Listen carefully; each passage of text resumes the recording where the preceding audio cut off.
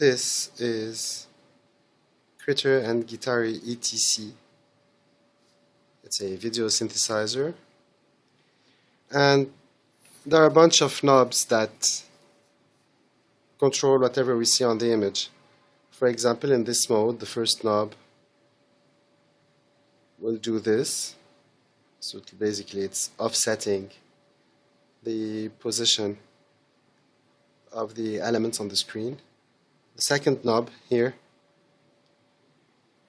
will affect the size.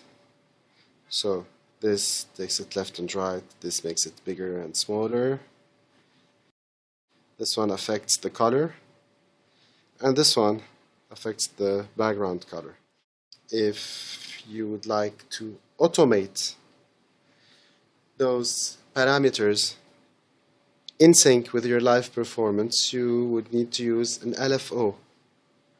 Now, this is an iOS application, MIDILFOS, and it sends MIDI out, it receives MIDI in, so this LFO can be synced to your master clock, and it can send CC messages from the LFO.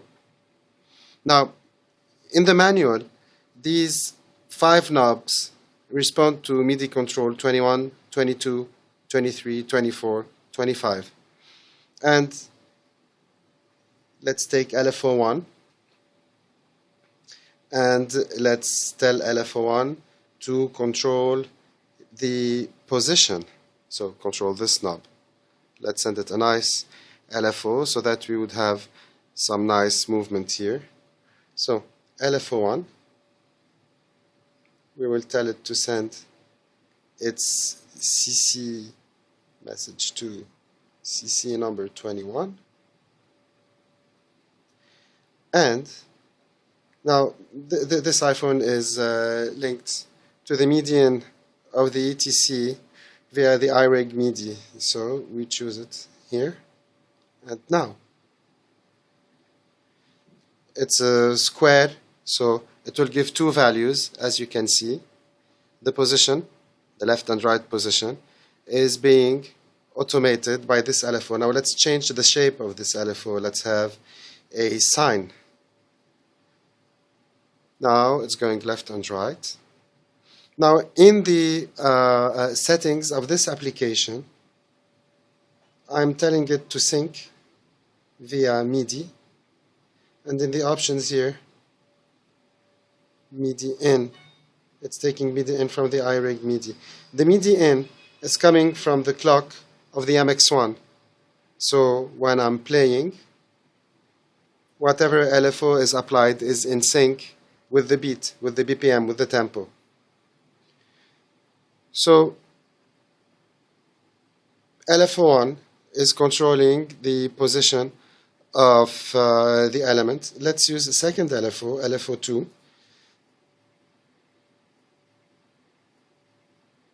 Let's use LFO2. Let's give it a sample plus hold, so kind of random shape. And let's send it to iRig MIDI to CC22.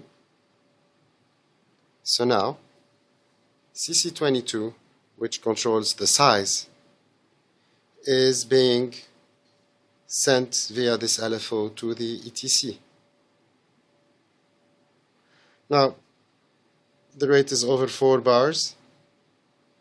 I can make it faster, much faster, and much slower. So every 8 bars, it is going to send, it's going to cycle through this LFO.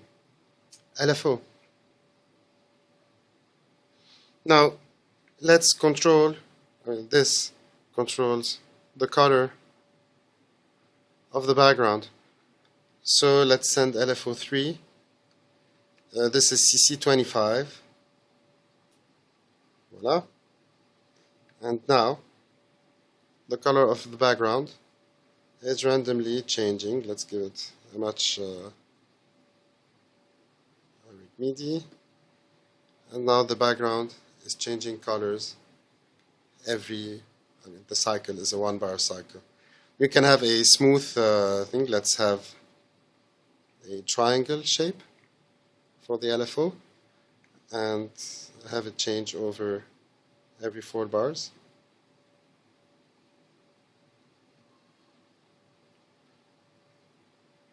Or every 8 bars. So now it's cycling through all the colors of the background. We have 3 parameters that are being controlled right now. The size of these small triangles, the position of the triangles, the color of the background.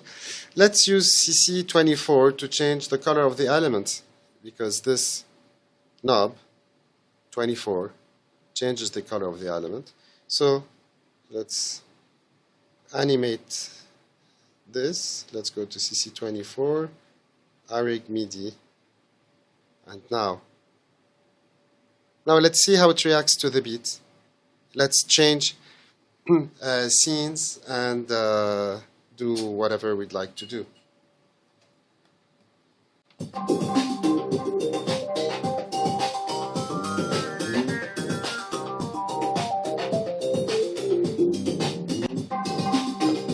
I'll change scene.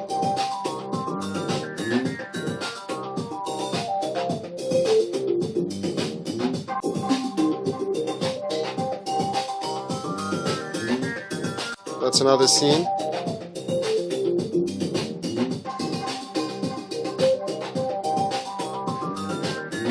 Now, this ETC also responds to program change messages. My Electribe, which controls the set, sends scene control messages to all my devices. And if I change a scene right now, it will also change it on the ETC. Let's go to scene 1.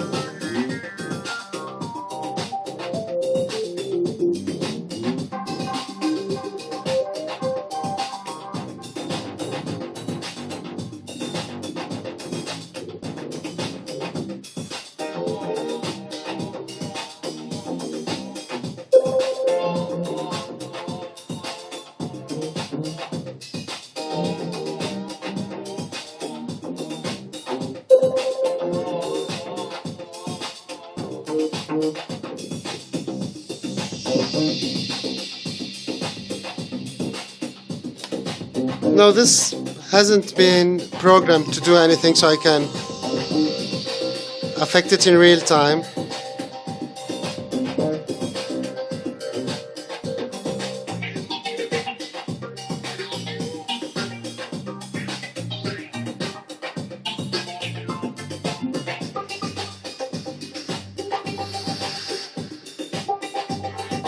This affects the size, I guess.